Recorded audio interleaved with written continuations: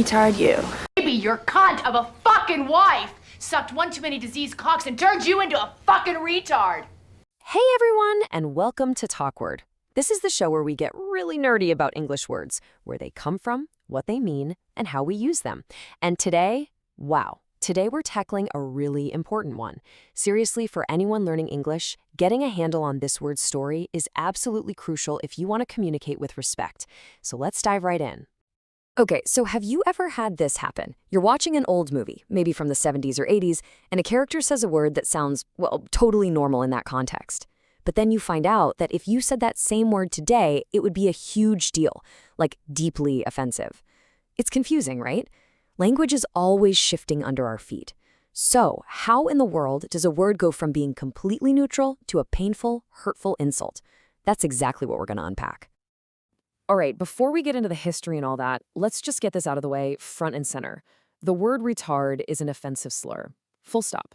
You don't use it. Not to describe a person, not as a casual joke for stupid. If you remember literally only one thing from this whole explainer, please make it this. It's that important. So to really understand why this word carries so much pain, we actually have to go way, way back. And here's the thing that might surprise you.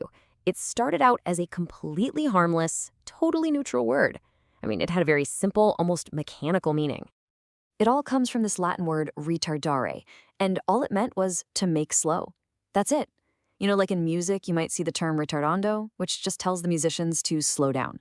Or think about a flame retardant material. Its whole job is to slow down a fire. See? Originally, it had absolutely nothing to do with people at all. Okay, so if it just meant to slow down, how did it ever get connected to people? Well, that part of the story starts in the world of medicine.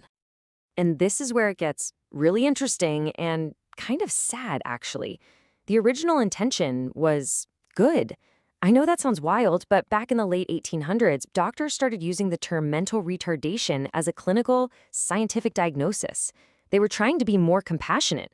They wanted to replace older, much crueler terms like idiot or moron, and believe it or not, those were once official medical terms too.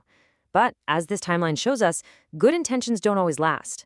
Fast forward to our time, the early 2000s, and the medical community itself started ditching the word because of the huge social stigma and pain it was causing. So what went wrong, right? How does a word that was supposed to be objective and clinical turn into one of the nastiest insults you can throw at someone? Well, this is the part of the story where the word jumps the fence from the doctor's office and lands right in the middle of the schoolyard. There's actually a name for this process. Linguists call it pejoration, and it's basically when a word goes bad. It happens all the time in language, and it follows a pretty predictable path. First, you get the association. The medical term gets stuck to a specific group of people. Then comes stereotyping. The word starts soaking up all the negative, unfair prejudices that society has about that group. And then, weaponization. It becomes a go-to insult, a cheap shot to call someone stupid or clumsy. And finally, the transformation. The new, ugly, insulting meaning completely takes over, basically erasing the old clinical one. And just like that, a medical term becomes a slur. And that brings us right back to today. You know, the history is fascinating for sure, but what really truly matters is how this word lands now. Understanding the why is important because it shows us what our responsibility is when we choose our words. Let's not mince words here. Today, for so many people, especially people with intellectual disabilities and their families, the R word is seen as a form of hate speech. And you might ask why? It's because it's so much more than just a rude word. It's dehumanizing. It takes millions of unique individual human beings and flattens them into one single ugly stereotype. A stereotype that's tied to a really painful history of people being locked away and discriminated against. It implies they are less than. And that's just not okay. So the big question is, what's the right thing to say? It's actually pretty simple. The best approach is what's called person-first language. It means you put the person, well, first. So instead of defining someone by a label, you say a person with an intellectual disability. See that small shift? It's huge. It puts the focus on their humanity, not their diagnosis. It's a simple change that shows a massive amount of respect. Okay, so let's boil this all down to the key takeaways. Number 1, words are alive, they evolve, and their meanings change. 2, a word's origin story doesn't matter if its current impact is hurtful. Its history is not a get-out-of-jail-free card. 3, using the R word isn't just a slip-up. It causes real, actual pain. And finally, the golden rule. Always, always choose respectful, person-first language. It's really that simple. When you really think about it, the journey of this one single word teaches us so much. It shows us that language is never just words. It's not just about grammar rules and vocabulary lists. It's about empathy. It's about understanding history.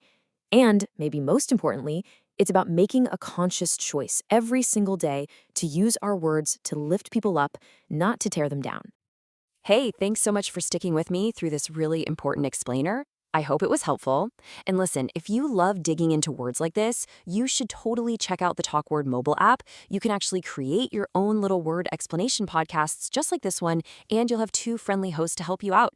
It's a super fun way to practice your English and learn more. Hope to see you next time. Everybody knows you never go full retard. You're really great in that movie. You play that retard.